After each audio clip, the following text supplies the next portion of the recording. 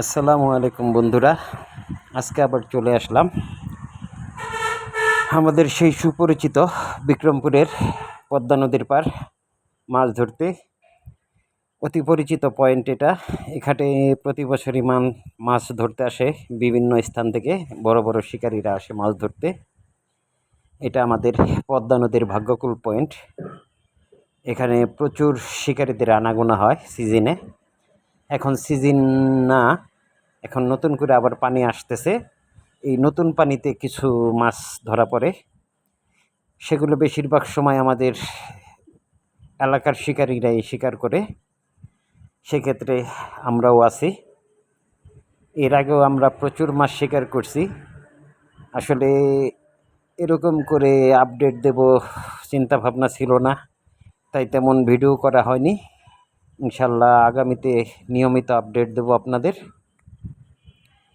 সবসময় এখানকার আপডেট জানাবো। আমরা এখানে বসে আছি ভাগ্যকুল পয়েন্ট। এখানে প্রচুর জাগ আছে, যাকে কাঠা বলে আমাদের বিক্রমপুরের ভাষায়। 1-150 কাঠা আছে এখানে। মাছের একটা অভয়ারণ্যই বলা চলে। প্রচুর মাছ হয় এখানে। আর এবার প্রচুর পাঙ্গাস মাছের আনাগোনা আছে। এই পাঙ্গাসগুলো বন্যার সময় ঘের বা পুকুর থেকে বের হয়ে আসছে, তখন ছোট ছিল। এখন এগুলির ওজন প্রায় 3-3.5 কেজি হয়ে গেছে। মাঝে মাঝে দুই একটা এই রুই মাছের টুপেই ধরে, দুই একটা জালে আটকায়।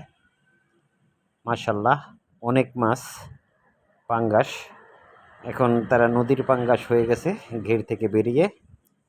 এটার স্বাদটাও মোটামুটি ভালোই, ঘেরের না নদীর মতোই লাগে। বসে আছি সালাউদ্দিন শিকারী আর আমি, দেখি কি হয়। আশা করি আমাদের অভিজ্ঞ শিকারী সালাউদ্দিন শিকারীর ভালো কিছু একটা হবে, হলে ইনশাল্লাহ চেষ্টা করব। তো আমরা বসে আছি, আশা করি আজকে ভালো কিছু হবে। নিজে সালাউদ্দিন শিকারী বসে ফেলতেছে, আমরাও আশা নিয়ে বসে আছি। তবে মাছ ধরা একটা ধৈর্যের ব্যাপার। যাদের প্রচণ্ড ধৈর্য আছে তারাই শুধু পারে মাছ ধরতে, আর যাদের ধৈর্য কম তারা কখনো আসবেন না মাছ ধরতে, এটা আমার অভিমত। কারণ উন্মুক্ত জলাশয়ের মাছ কখন হবে সেটা কেউ বলতে পারবে না। বিশেষ করে উন্মুক্ত জলাশয়ের মাছ একটু বড়ই হয়, আর বড় মাছ ধরতে আনন্দ বেশি ছোট মাছের চাইতে। আমরা এই নদীতেই সবসময় বসি উন্মুক্ত জলাশয়ে মাছ ধরার জন্য। এখানকার মাছের সাইজ 1.5-2 কেজি থেকে শুরু করে 7-8-10 কেজি পর্যন্ত হয়। এখানে বেশিরভাগ এই জায়গাটায় রুই মাছ, মৃগেল আর কালবাউস মাছ হয়। বিশেষ করে মৃগেল মাছটা একটু ছোট হয়, কেজি 1-1.5 কেজি, মাঝে মাঝে 2 কেজি এরকম হয়। আর রুই মাছ, কালবাউস মাছগুলি সব 2 কেজির উপরেই হয়। তাই ইনশাল্লাহ দেখি, আজকে বসে আছি, আল্লাহ চাহে তো ভালো কিছু হবে। তবে আশা ছাড়েনি, আজ না হয় কাল হবেই, এখান থেকে মাছ হবেই, এটাই ফাইনাল। আর যেহেতু এটা আমাদের এলাকা, আমরা সব সময় এখানে মাছ শিকার করি, তো আমরা এখানকার সম্বন্ধে আমরা মোটামুটি ভালোই জানি। আমরা হয়তো অত অভিজ্ঞ শিকারী না, তারপরেও হাতে গোনা 5 জনের মধ্যে একজন। যাই হোক, দোয়া করবেন। আমরা অভিজ্ঞ শিকারীদের কাছ থেকে আরও কিছু শিখতে চাই, আরও কিছু জানতে চাই।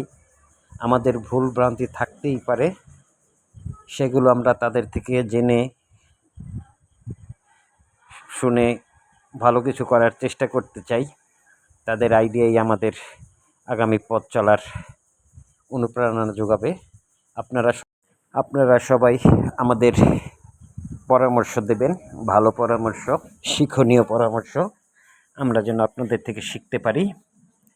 আর এখানে যখন মাছ হবে অবশ্যই আপনাদের আপডেট দেওয়া হবে, তখন আপনাদের দাওয়াত দেওয়া হবে। দেশের যে কোনো স্থান থেকে চলে আসতে পারেন ইনশাল্লাহ। যাতায়াত ব্যবস্থাও খুবই সুন্দর। চলে আসবেন, আমরা যখন আপডেট দেব এখন না আসাটাই ভালো। তবে আগামীতে ইনশাল্লাহ ঈদের সপ্তাহখানেক পরে আবার চেষ্টা করব একদিন, যদি ভালো কোনো ফলাফল হয় আপডেট দেব। আপডেট দেওয়ার সাথে সাথে চলে আসবেন, কারণ এখানে 15 থেকে 20 দিন এই নতুন পানিতে মাছ হিট হবে। এরপর আবার ঘোলা পানি চলে আসবে, তখন আর মাছ হিট হবে না ইনশাল্লাহ। আবার যখন পানি পরিষ্কার হতে থাকবে তখন থেকে আবার প্রায় 3 মাস 4 মাস মাছের হিট হয়। চলে আসবেন ইনশাল্লাহ আমরা আপডেট দিলে। চমৎকার পরিবেশ, খুব সুন্দর জায়গা, নৌকা নিয়ে বসতে হয় এখানে, সবাই চলে আসবেন। পাড় থেকেও বসা যায়, তবে পাড়ের থেকে না বসে নৌকায় বসলে সবচেয়ে বেশি মাছ হিট হয় এবং জায়গাগুলো দেখে বসা যায়।